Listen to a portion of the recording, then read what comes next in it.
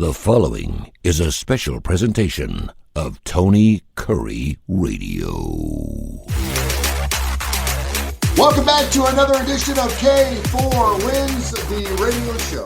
We don't call these podcasts. My dad used to always say when I was working at Kentucky Fried Chicken, it's not a shift, it's a show. He said, go in there and entertain no matter where you're working, whether you're working Kentucky Fried Chicken, a movie theater, or on the radio. It's not a shift, it's a show. So we don't ever say have a good shift, we say have a good show. So we talk about, so everything's a show around here, we're entertainment. I'm Tony Kurre, been doing radio for 50 years. Gregory's been on all kinds of great handicapping adventures of his own in the last 30, 35 years. Kip Keefer, executive director of the Birmingham Racecourse Casino, now owned by, of course, the Sports Creek Indians, and he does fantastic work. He's been in the horse racing, handicapping games forever, big hockey guy. And, of course, his son, Kip Keefer, is the chief editor of the Las Vegas Sun. And he'll not be joining us today because he's at the Las Vegas Raiders practice, which is great. So we have a guy on the inside. I know that Kai, you and Case were kind of going back and forth last night. I did have to chuckle. We're talking preseason NFL action here. When you're actually talking about trying to make money in the NFL in preseason, we always talk about you must be pretty hard up if you're betting on the game in Canton. There's nothing wrong with that. It's not if you can make some money on it. I primarily just take underdogs all the time. But you were looking at that Seattle-Vegas game and asking Case, hey, do you have any inside information? Of course, obviously, Pete Carroll playing a team that he used to coach. Some people say that he loves to win preseason games. I know you're not talking about putting big-time money on a game where the line is only 3 because it really doesn't matter what Pete Carroll likes to do in the preseason. It's his players. They're going to put the W or the L up, right? Well, I mean, and it's on a key number now at 3, and it's circled, so you can't buy it either way, as of right now looking at it. But, Pete Carroll, I think, does a great job in the preseason. He is good at winning games that don't matter. Then you get him in a situation, that where it does matter, and instead of running one of the best running backs in the NFL up the middle on 1st and goal from the 1, you throw the ball, get it intercepted, and lose the damn Super Bowl. Yeah, I think I do think as a bettor, we're always looking for storylines. And we look for trends, and we're like, oh, this is a revenge game. They got blown out last year. The quarterback was traded by this team, and we try to throw all these emotions into things. And Pete Carroll used to be at Seattle, now he's not, and he's just gonna. It doesn't matter if he goes at 0-17. He wants to win this preseason game against the Seattle Seahawks, where he got a bad game. And I that may be true. We talk about bulletin board information or fodder. That may be true for a point. You can stick that up for a while, but once the whistle blows, the guys don't give a shit. I mean, they're out there playing football. They're getting after it, and they're trying to keep themselves a spot on the roster. So I think that's the most important thing. So we'll see what happens. But I think everyone's going to be watching that game, and for a preseason game, pretty enthralling to have, obviously, Pete Carroll going against his old team. And Geno Smith, the Seattle quarterback, will be at the controls for the Raiders now, so that's interesting. But you keep in mind, you're going to be watching a bunch of guys on the field that in 2 weeks you're going to be working an Enterprise rent-a-car. So it's probably a good idea not to get too carried away in the preseason. Well, and it's interesting because, and I've seen this and I've heard this. If you're going to go ahead and bet on some bottom dwellers, you want to do it in preseason ball because those are the guys that are scratching for their lives, right? I mean, the teams that pretty much have a lot of people, like Kansas City Chiefs aren't going to be playing anybody until week 3, period. They're only playing 3 preseason games. They're not going to be playing anybody in maybe a quarter or 2 because they're not going to get banged up before the season starts. They know what they've got. They know what they got coming back. But for teams like the Patriots, where half the roster is gone, teams like the Raiders, who still can't find themselves, teams like the Browns, you may see some scrappy little individual plays going on. And listen, if you can make some money in preseason football betting on teams like that, go for it. Go for it. Go do your thing. Top 25 preseason came out. We're going to go through that. Also, underrated, overrated teams on that. There's 9 SEC teams in the top 25, including the number 1 overall team.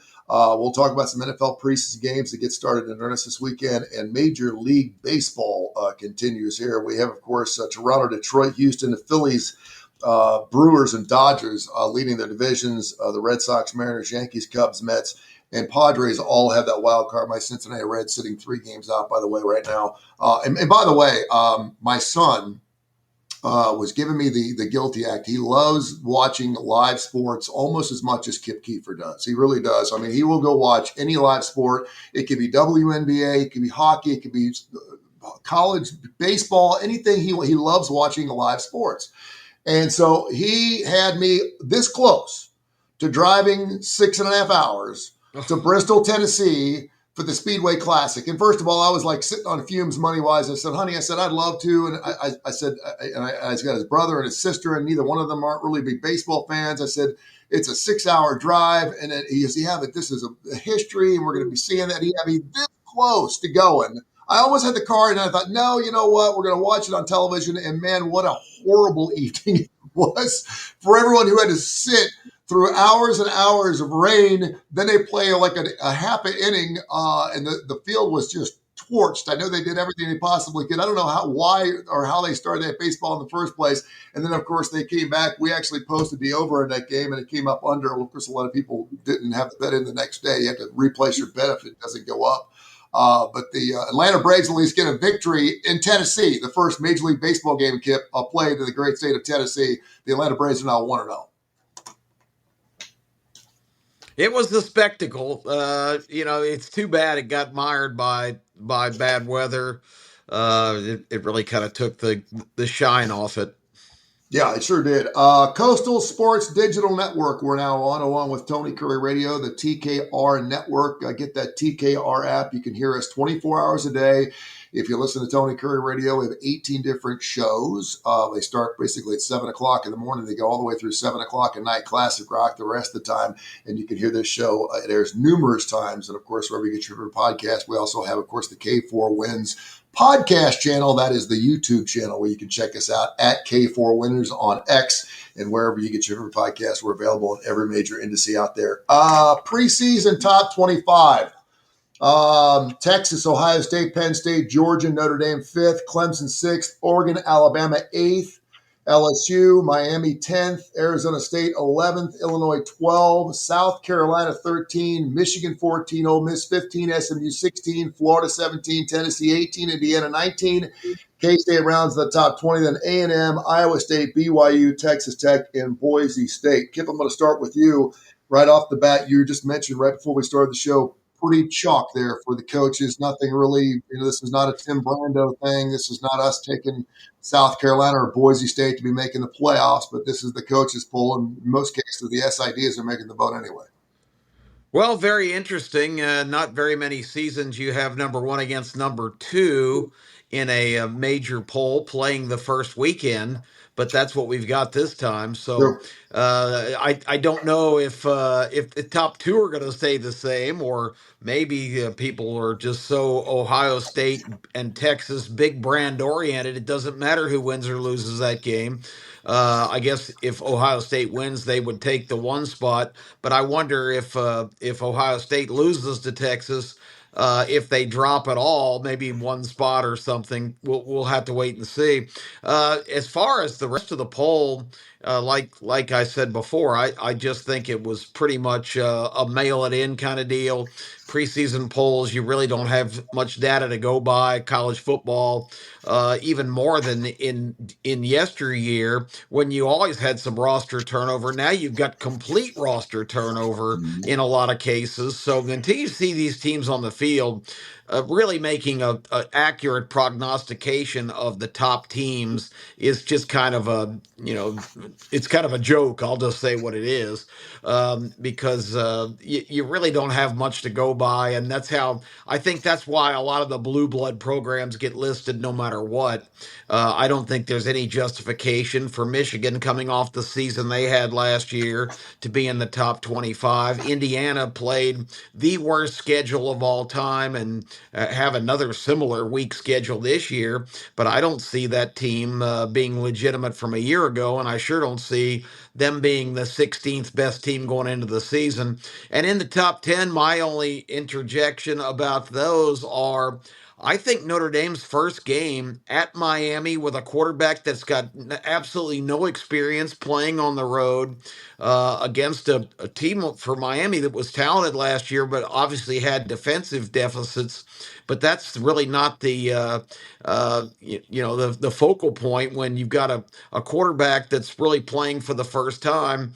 Miami defense was bad last year, but people say Notre Dame's defense going to be so awesome. I wasn't that impressed with the Notre Dame team last year.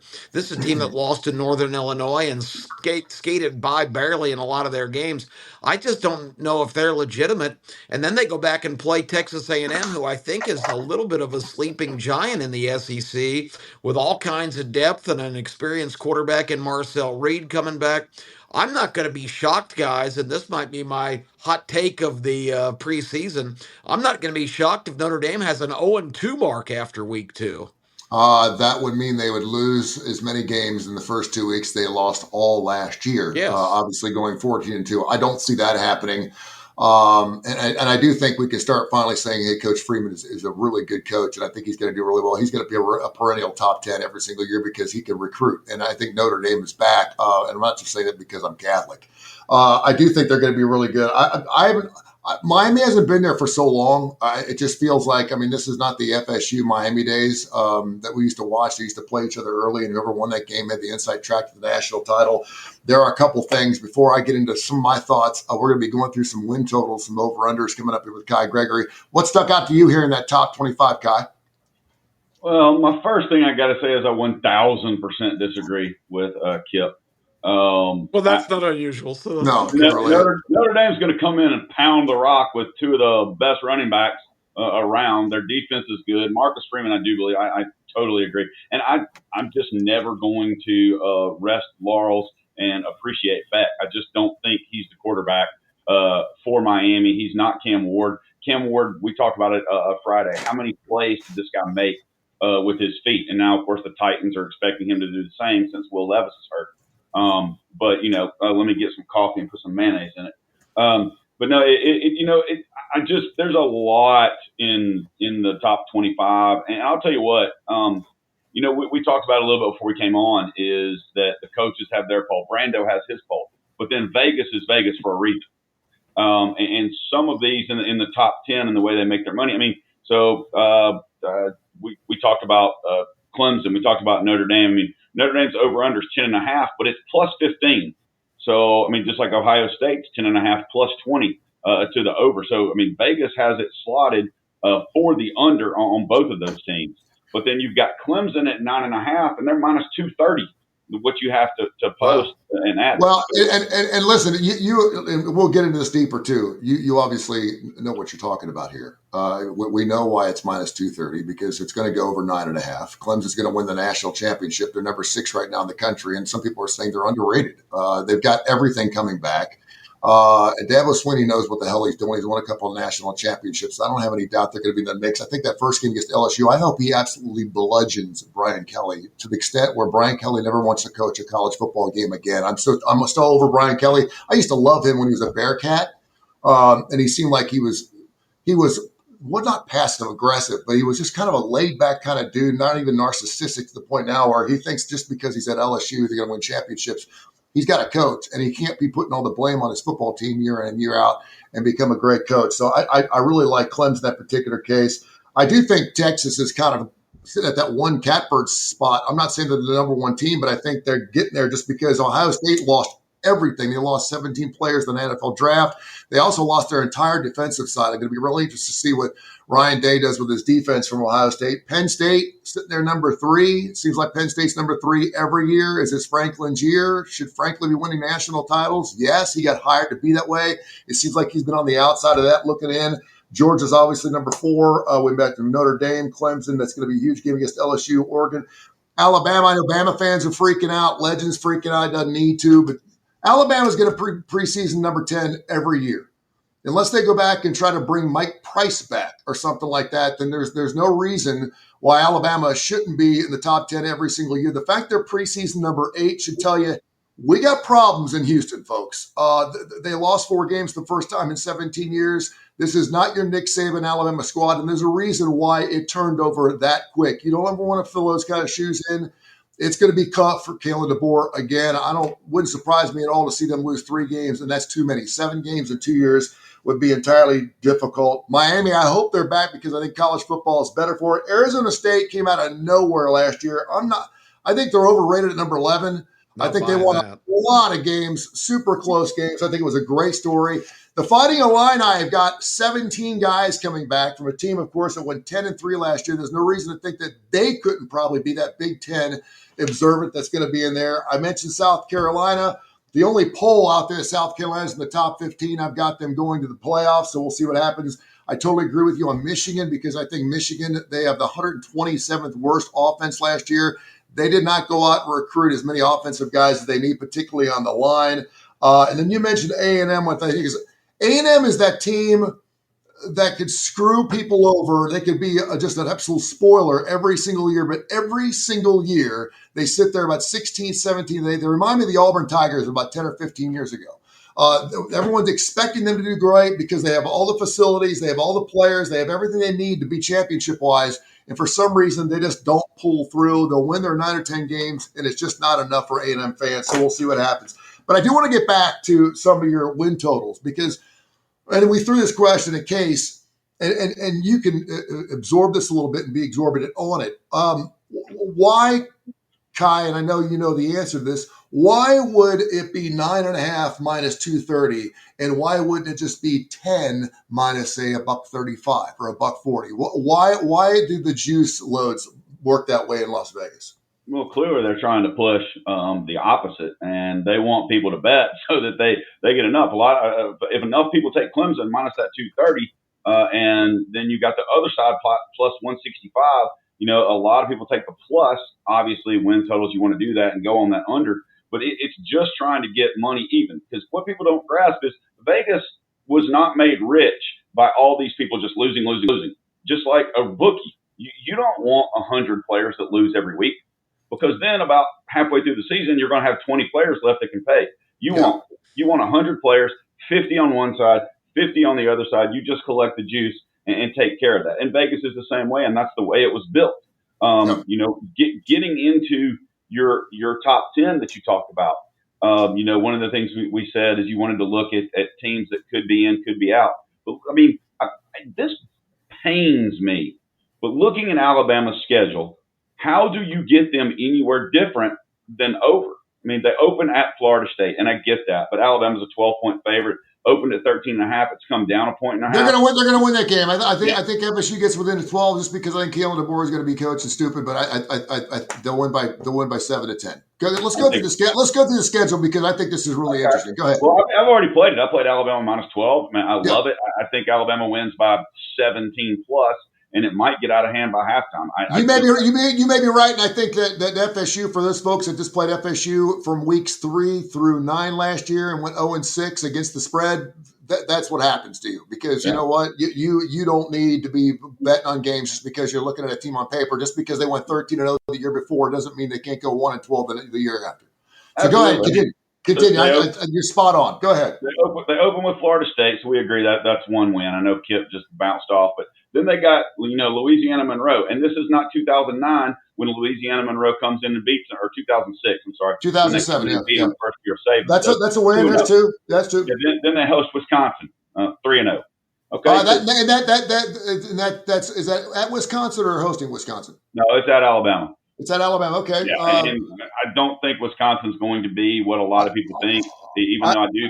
They're not in the top 25. They're not in the top 25. So their win total's 6.5. So then they go to Georgia, and let's say a toss up. Let's say Georgia wins because it's at Georgia. Although I don't necessarily think that right now. Let's just say that. So you're still 3-1. Then the next week they host Vandy, and Diego Pavia is probably going to get his head rammed up his ass for all the shit he's been talking in that game. So particularly after last year, if you want to sit there and talk about when you talk about getting back to that team, absolutely they're going to put the medal down on the floor. Go ahead, continue. 4-1 going to Missouri. I don't respect the Missouri program or Drinkovich at all. I never have. So 5-1. The next week they host Tennessee. Tennessee doesn't win in Alabama. I think Tennessee, even though everything I've heard this fall already about their quarterbacks in the first 3 or 4 days and how well they're doing, and it's actually up in the air between all 3 quarterbacks right now as to who's starting. What do you think? What do you think the line will be on that game? And I think that game's at Tennessee. I think Tennessee's got a shot. I know, but if it was at Tennessee, I'd say they got a shot. I'd say Tennessee's got a shot. What do you think it's going to be? Bama 4? It'll be double digits. It will be double digits. Okay. Yeah, because Tennessee's going to be coming off. I think they'll be coming off a loss to Georgia in one other game. So just going from there. So then and this is one of the games that everybody and their mother is going to be on one side and I'm going to be on the other. I don't care what the line is. Alabama goes to South Carolina the week after they play Tennessee. Mm-hmm. I just know tons of people are going to be all over South Carolina. No, I don't care what anybody thinks. Everybody's overlooking the fact that South Carolina, they lost a ton on defense. I think I don't think anything of their coach either. I liked his dad, but I think Beamer sucks. So I'm still going to say Alabama wins that game. I like Lenoris. I like their quarterback play. I think offensively they're going to have something to say about that. They won 9 games last year, and I've been through the stat, the fact that only 3 times in their history have they won 8 games or more and actually got better the year after. And that's even with Steve Spurrier and some of the great coaches. It would be amazing for them to go more than that, but you only have to win 10 or 11 games in the SEC in order to make the playoffs. So we'll see what happens. But I totally agree with you. I think that's going to be one of the sexy plays, assuming South Carolina holds their jocks the first 5 or 6 weeks of the year and ends up winning the football games they're supposed to win. If they go in that thing undefeated or 1 loss, it's going to be one of those games where it's going to be like a 6 or 7 point game. And everyone's going to go, so that's going to be a smelly fish, and Alabama's going to probably win that game. So I'll give you that. Well, South Carolina's got an easy schedule. Yet think about it. They're over under 7.5, and it's a pick 'em either way. Yeah, they're ranked number 13, and their over unders only 7.5. All right. Yep. So, but Alabama, you get Missouri, then Tennessee, then South Carolina. Then you get a week off. Then you host LSU. Again, we both agreed Brian Kelly sucks, and so I give Alabama that game. And then the next week they host Oklahoma, who I do think is going to be one of the better and most improved teams in the SEC. Their over-unders at 6.5, but it's minus 210. But if you take it up to 7.5, you can get it minus 140. And I still think they get there, even though they have a brutal schedule. Barely received any votes in the top 25, which it's still and I've got the Oklahoma schedule pulled out too to talk to you about, because I have them as one of the teams that jumps into the top 25. Love to hear. So, but I think Alabama beats them. So then the next week Alabama has Eastern Illinois. Well, I think they're probably going to win that, and then they go to Auburn. And even though I think this is probably the most talented Auburn roster in about 20 years, I don't think they're going to have the talent to beat Alabama, but it's Jordan-Hare. Weird things happen. That will be Hugh Freeze's swan song. That'll be his last game. And I get this feeling that Auburn could win that football game and he'll still lose his job. We just went through 11 wins for Alabama. Yeah. So what's their over-under, 9.5? 9.5 minus 30. I absolutely love it.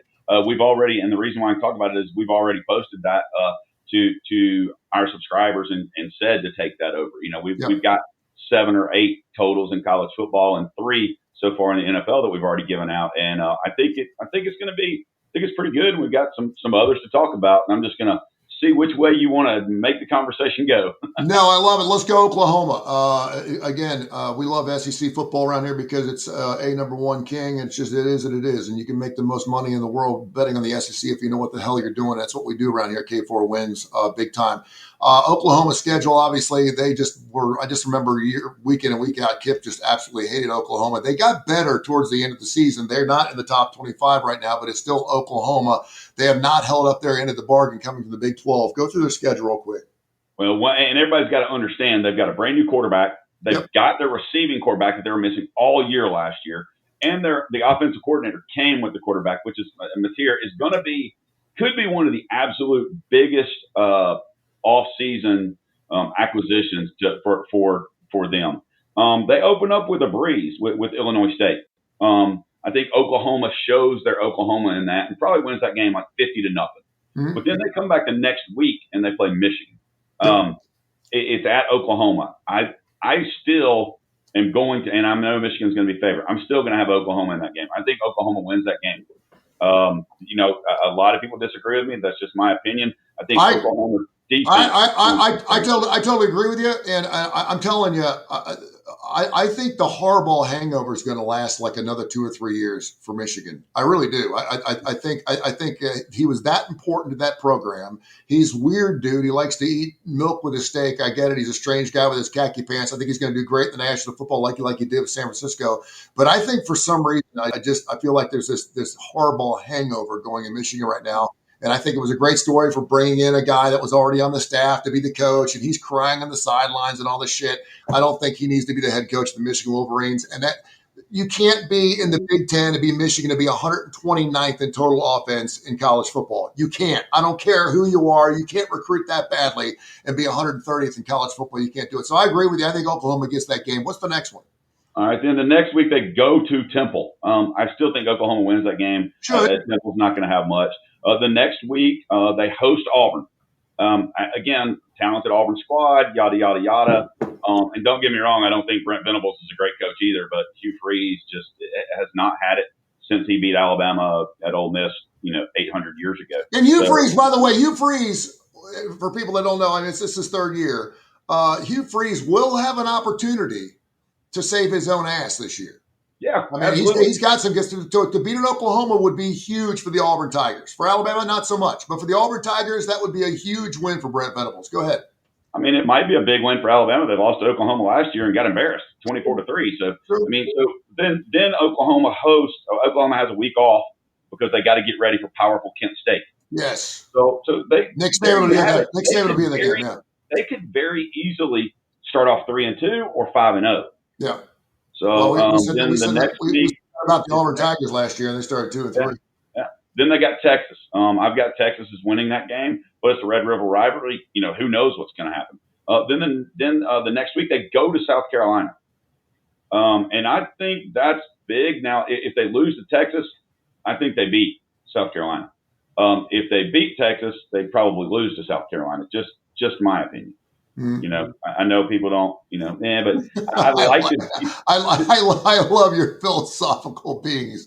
I know exactly, because some people are like, what the hell are you talking about? They lose, they say you're going to win, and if they win, they say you're going to lose. Yeah, that's how it plays out.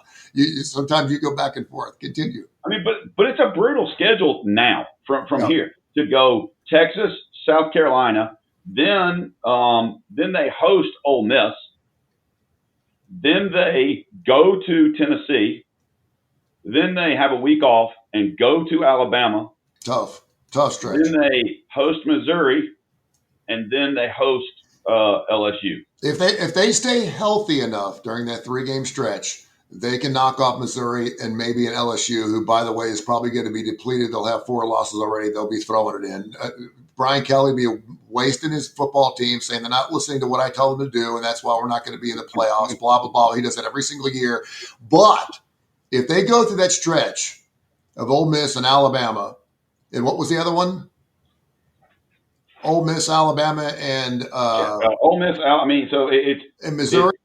Well, they go Texas, South Carolina, Ole Miss, Tennessee, Alabama, Missouri, LSU. If they go through that, they can still relatively healthy. They can maybe go 2-0 or 1-1 those last 2 games, and I think that's where it puts it. And what's their over under 7.5? 6.5, but it's 6.5 minus 210. You buy it up, you get it at 7.5 minus 140, 135, depending. Can you buy it up on a total? Yeah, you can. Depending on the site, and depending on where you go. In Vegas, no, but other things. But we looking at that, let's look at somebody outside the SEC. So let's do that. And while you're looking, this is really good. While you're looking, I love heavy juice. I love it. I like watching.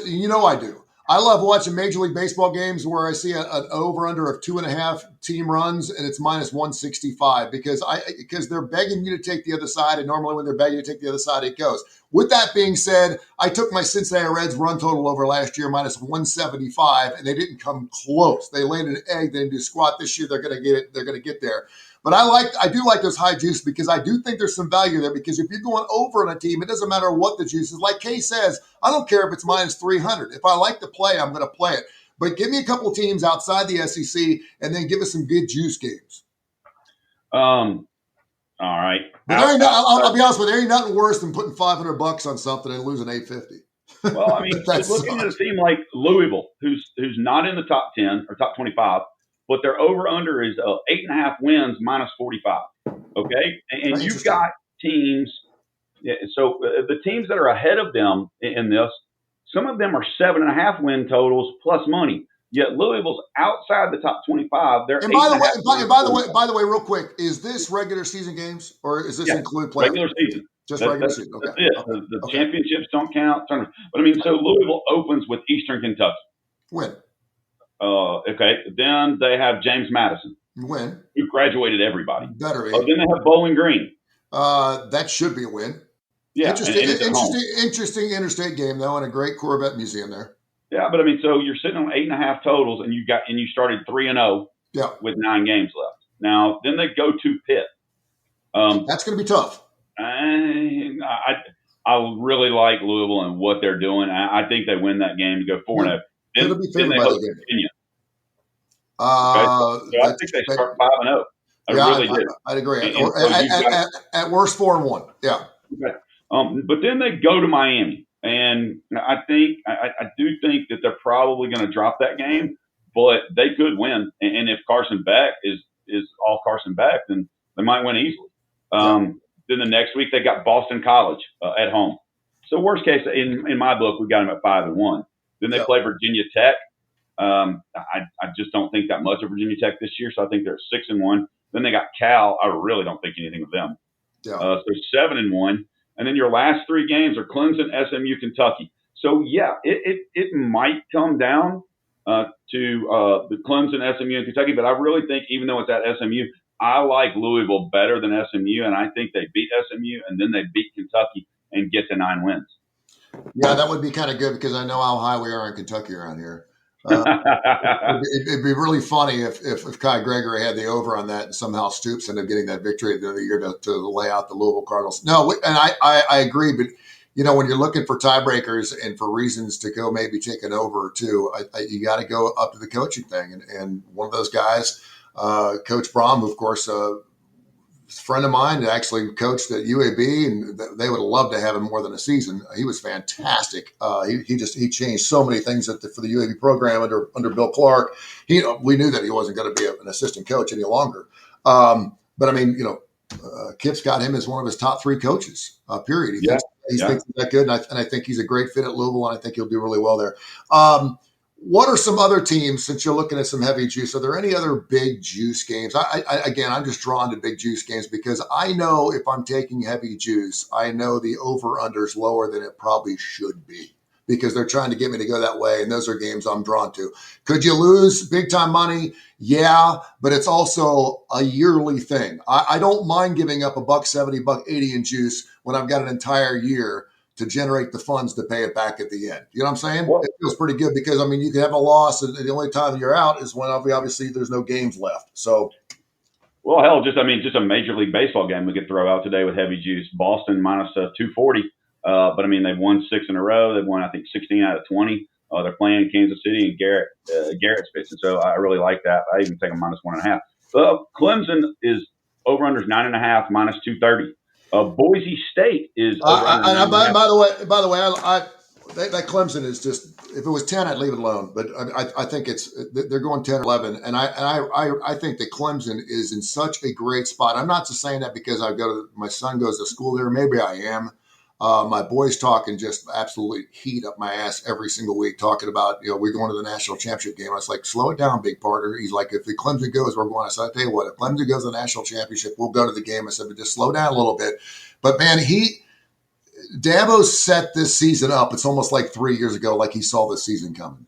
He knew that Klubnik wasn't going to be going to the National Football League. He should be in the top 5 or top 6 for Heisman Trophy winner. He had 36 touchdowns and only 6 picks last year. He should be a hell lot better. What I'm afraid of is he's going to come out and for some reason he's either injured early or he's going to start throwing those damn floaters that he's notorious for doing early in football seasons before he starts taking some air out of the football. And again, they're not going to have any time to figure it out. But they can lose to LSU in that first week and still play for a national championship. Well, Georgia Tech. I was jumping ahead of myself. Clemson returns the most production of anybody in the country at 80%, and they actually picked up some people in the portal. And I do believe that their defensive front is going to be even better than this year. And Klubnik, I know a lot of people don't like him, but he just doesn't seem to make the big mistake. He might make some mistakes, but his mistakes are usually against a crappy team that Clemson still pulls it out. but it's against crappy teams where they're a 30-point favorite and they only win by. And why? And watch this. And we mentioned it's his name. It's Klubnik. It's not a cool name. It's a terrible name. It's a boring name. It's a weird name. It's a Russian name. I don't even know what Klubnik is. It's not a football name. And people are like Klubnik. You can't be Klubnik and win a national title. But I'm telling you something. Sometime during this football season, because we've seen it the last 3 years, sometime during this football season, there's going to be a 3rd and 17, a make or break moment, and Klubnik's going to get that first down with his feet.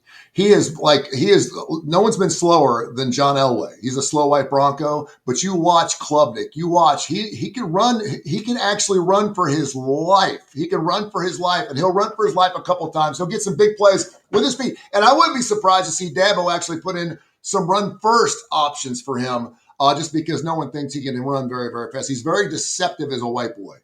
I'll give you another slow Bronco that I think was slower than Elway, and that was my beloved Peyton Manning. I think we saw Peyton do like 3 bootlegs in his entire career NFL and college.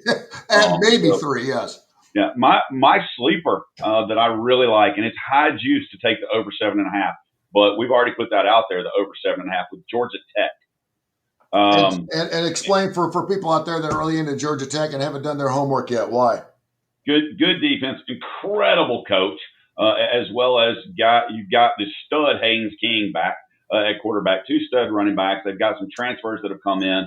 I think Georgia Tech is going to be a lot better than people think. They open at Colorado. They're a 4-point favorite. Vegas is not stupid. They do that for a reason. If I could get 3, I love it. The money line's right around 190.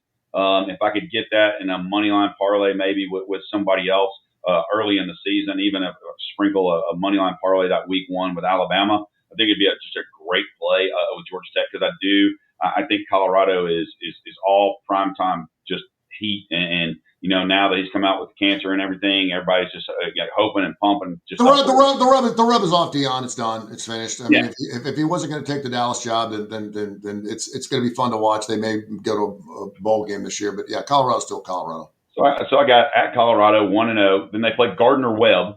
They got 2-0. They go to Clemson. Well, I don't think Clemson's losing this year, so I've got Clemson winning that game. But I think, or it's at home for Georgia Tech. I think it's going to be closer than people think. Clemson's going to be a 12, 14-point favorite in that game on the road, and Georgia Tech's going to stay inside the number, in my opinion.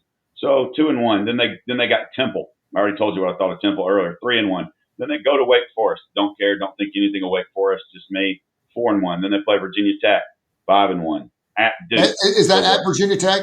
At Blacksburg? No, it's at home. Okay. That's at home. Okay, good. So, then they go to Duke. Then they play what would be a very difficult game if it was at home or if it was on the road, but it's at home against Syracuse. And I told you I'm high on Syracuse, but they just don't have a great schedule. So then they go to NC State, which as a Tennessee fan, thank God Dave Doran didn't come. Then they go to Boston College. Then they finish with Pitt and Georgia. And I think they're at 10 wins before they play Georgia.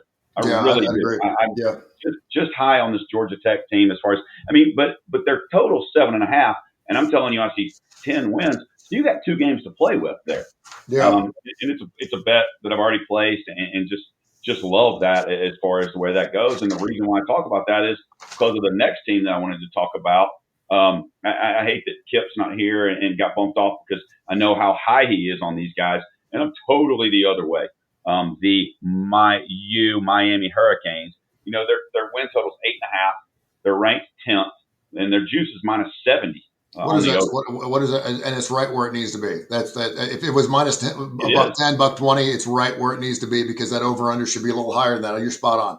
Well, I think Notre Dame drills Miami week 1. I really do. I think they lull them to sleep, and I think everyone's. If you go back and look at Miami's schedules in the past, whenever they're supposed to be really good, they lay eggs early in the season. They just do. They don't play well early in the season. Notre Dame's been there, done that. They're still fucking hungry. They want to get after it. And Coach Free, I'm telling you, he's making the difference in Notre Dame. He will die a Notre Dame coach. He will be there for as long as he wants to be, but he has a great temperament with that program. They will win a national title under him at maybe 3, 4, 5, 6 years down the road, but he keeps no one gets too high or too low with the Notre Dame Fighting Irish, whereas you put all the chains and crap all you want. I totally agree with you. I think they lull them to sleep. I think they run the ball like 60 times in that game.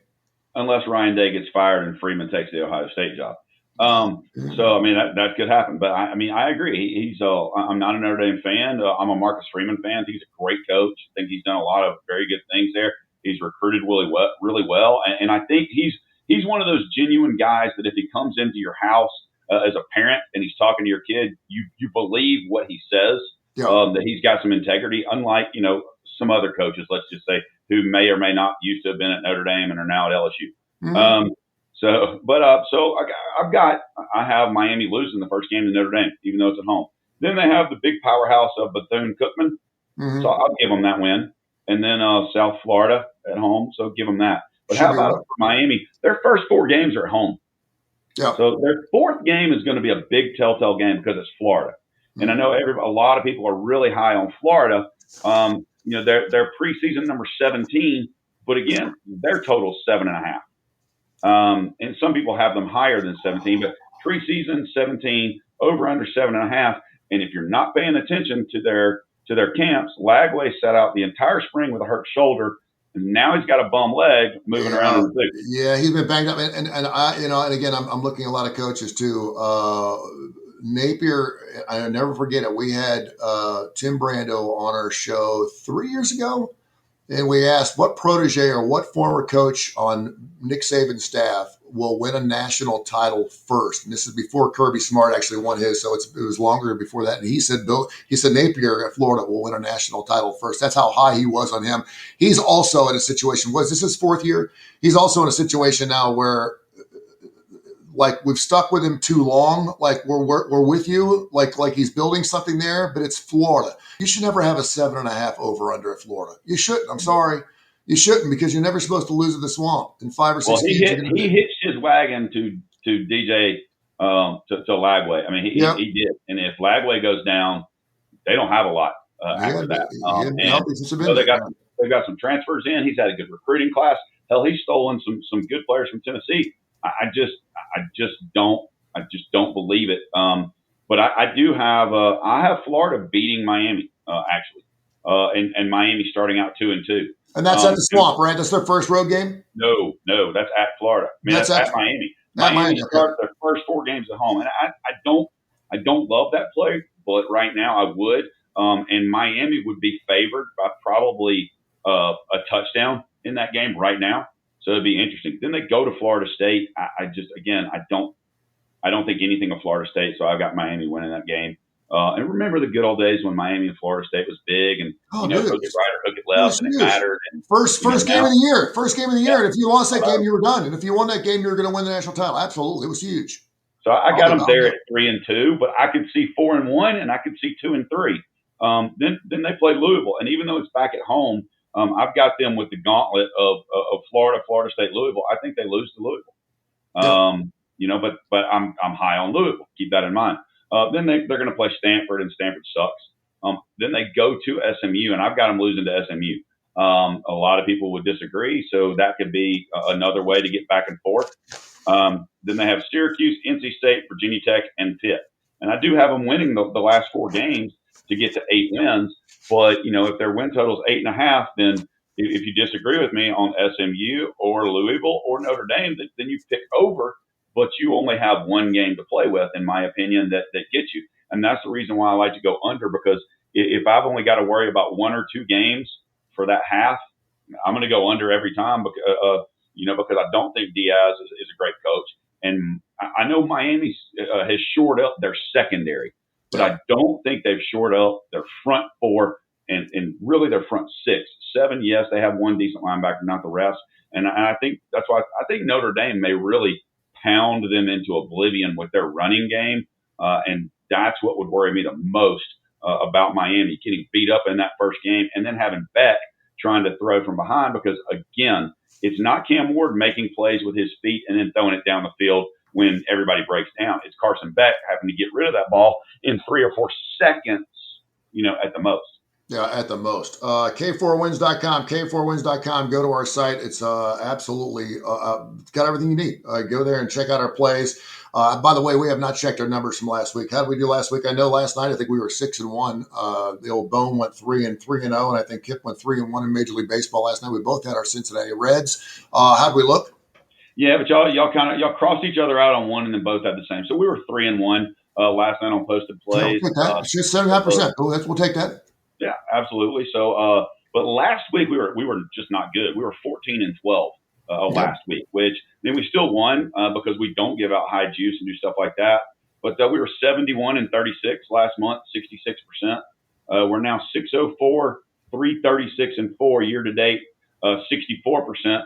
And I know we hadn't talked about it. We'll get into it in just a second. And a lot of baseball to talk about today. And since we're live, we can give out some picks and people can go ahead and jump on them. Yeah, give them out live. And I know you've already mentioned the Bo Sox minus a run and a half or giving up the heavy juice. Listen, we are August 23rd is the first round of college football games, the doubling games coming up here. So we're talking just a little over 2 weeks. If you're sitting at home right now, and obviously we'd say to make sure you have a bankroll, you know what you're playing with. You don't ever play more than you can afford to lose, but you're not going to lose with us.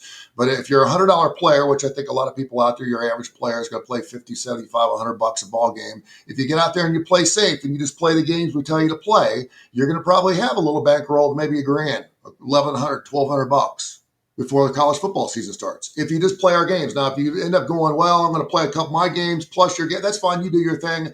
But if you stick by our numbers, you're hitting 68, 69%, you're going to have a little bit of a bankroll. Then maybe you can have a bad week, or maybe you want to bet on your Auburn Tigers despite the fact you know they suck, but you have to play them every week because you have to put something behind the game. So the wife's wondering why you're downstairs watching the game till 3 o'clock in the morning and not making love to your wife. You can do those kind of things and have that cash in your back pocket. So keep that. Well, I mean, year to date, we're up. Even if because again, we don't post, minus 200 games.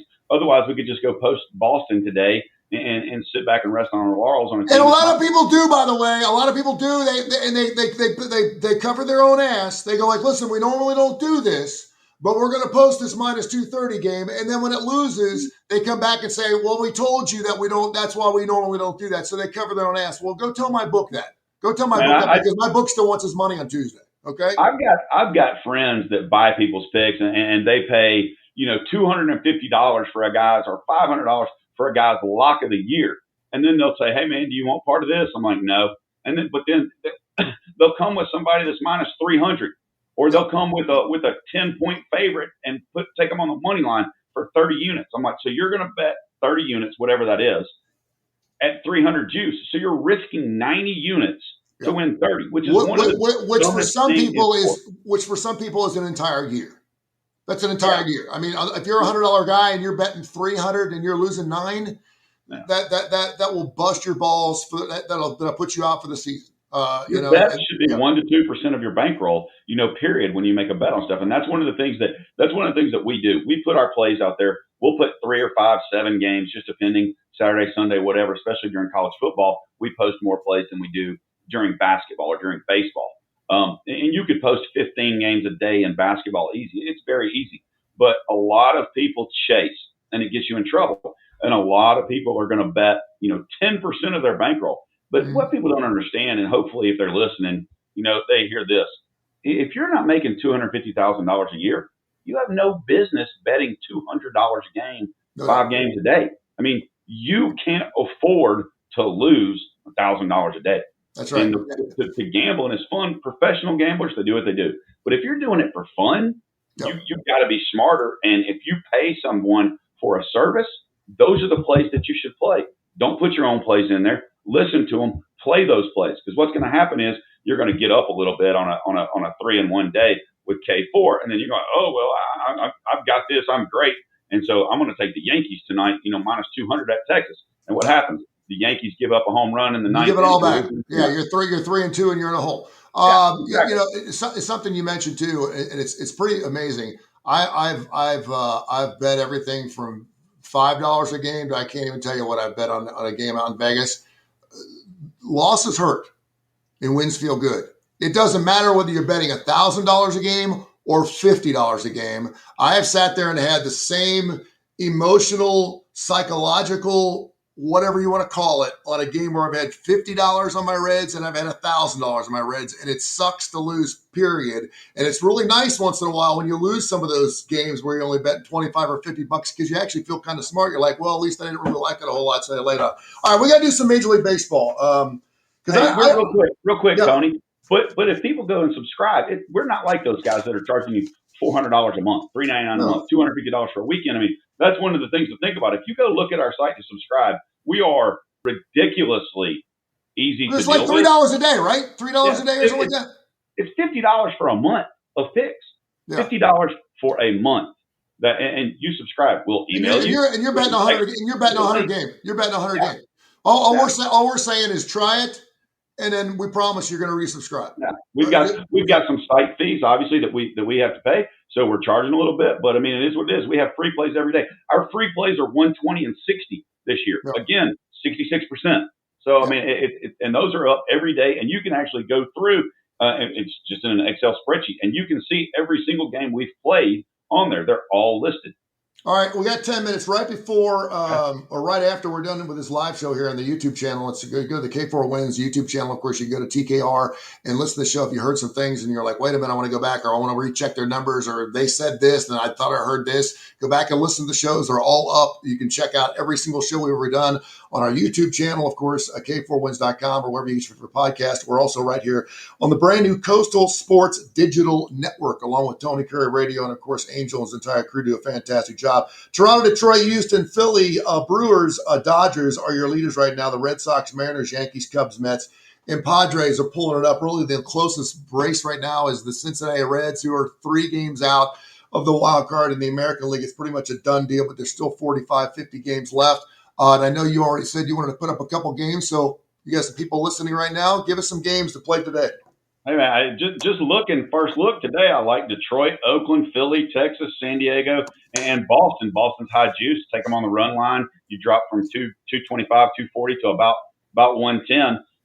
You know, Tony, we talk about some of these things, and it's the useless Tony Curry facts that we bring in every week. But even looking and thinking about this as you go, best home record in baseball, Toronto at 38-19. Yeah. I mean, you know, worst home record, Colorado 16-40. And you know, real quick too, because the other night I took Tampa Bay. I think I took Tampa, and it's amazing because when a team loses a game, they're obviously going to throw a stat out there that is, and you're going to go, and then I take Tampa Bay. They lose the baseball game, and then I find out they have the worst record since the All-Star break. And I'm thinking to myself, why didn't I know that? K4Wins, we knew that. That's why. I think Boston was going into the last 2 games. Boston was 17-6 since the 21st or the 11th. Best record in baseball. Yeah, the Marlins are smoking hot right now. I mean, road record. Hey, the best road record is Milwaukee at 32-24 by far. Worst road record, Colorado. I mean, just bet against Colorado. They suck. I mean, good grief. Last night, Toronto's up 9-1, and Toronto's running the bases like they're down 3 runs in the 7th. Ended up, I think it was 14-1. But your run differential, Tampa Bay 55-59, Tony, but they're still plus 42 runs. Yeah. Cleveland is 57-55, minus 27 runs. San Francisco is 56-57, plus 7 runs, which is crazy. But looking at it, and I can't wait because the end of August, beginning of September, as you get close and you got those 10, 12, 15 games left, is when it really gets fun in Major League Baseball to see who's paying attention and look at the pitching matchups. And just kind of go from there. And I bet we post at least 5 games today, and it may not even be any of the games that I talked about. You know, we've been doing very well in baseball. I would say as good or better than probably anybody in the country. And I can't wait till this fall for some of the handicappers that you and I have talked about that we're going to try to get to go up against us and see what happens and give their subscribers, you know, a month of ours free, or get our subscribers a month of theirs free, just because, you know, we want to see and get out there and show other handicappers and get people that are in this business to do, because you know, again, people have got to be careful. These people that are texting you every day, and if you're a gambler and if you've done anything, you're getting those texts or you're getting those emails, those phone calls. Hey, you know, give us $49.99 for these plays, and then for, you know, this weekend or for today, and then the next day they go 2-1. The next day, well, it's 150. Then you jump on board, you're on there for a month, and then all of a sudden, 2 days later, it's, well, for our really, really good picks, it's 500. And then a week later, for our great picks, it's 1,000. Not us. Yeah, and let me ask you this. Why in the world would you want to play with a service that says this? If we don't win, our next week is free.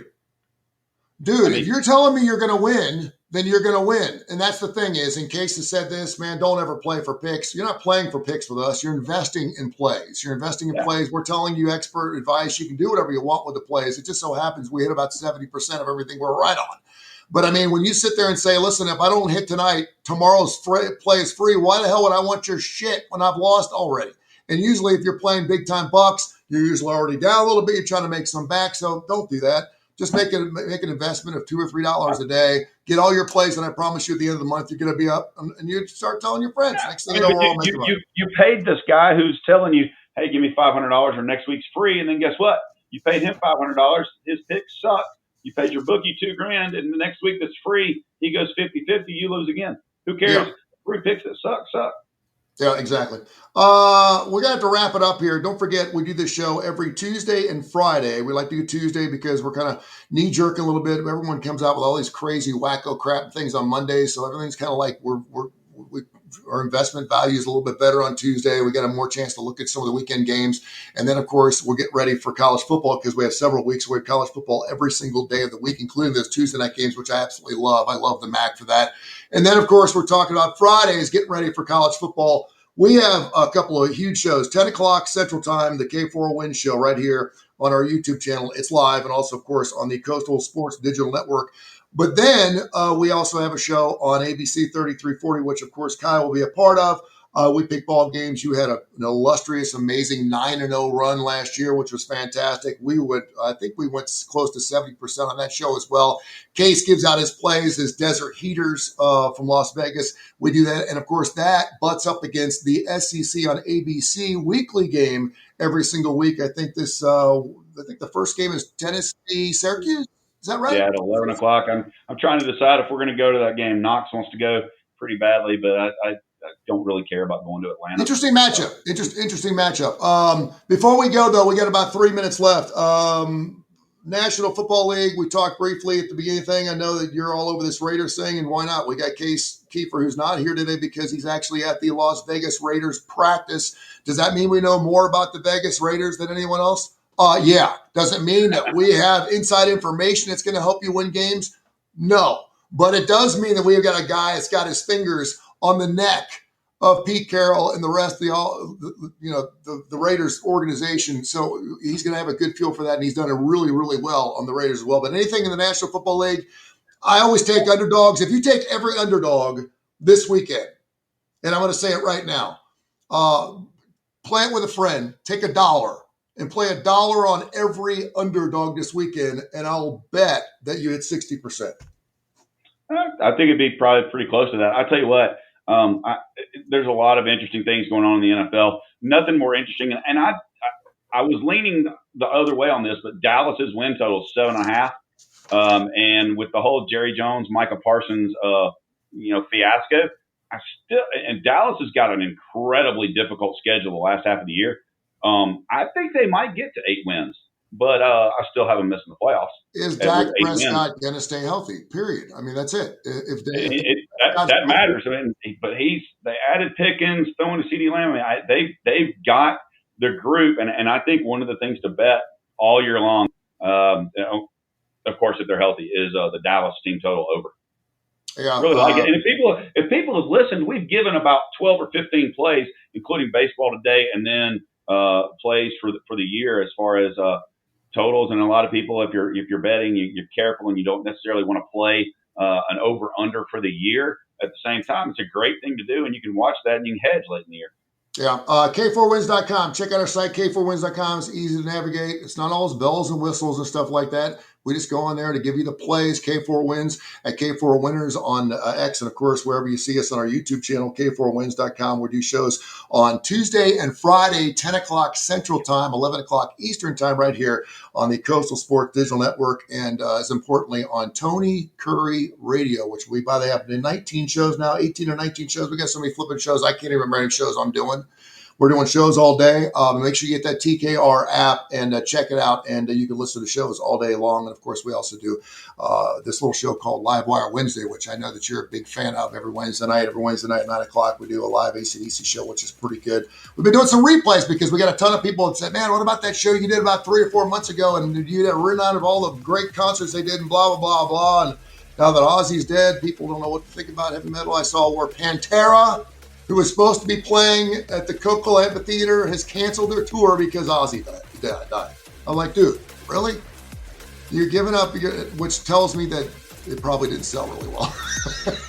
Which tells me they probably had about 500 tickets sold. They're probably like, hey, listen, let's just say that Ozzy died. We're going to take the rest of the summer off. But I was going to go to that show because Knox's walkout song is Walk by Pantera. There you go.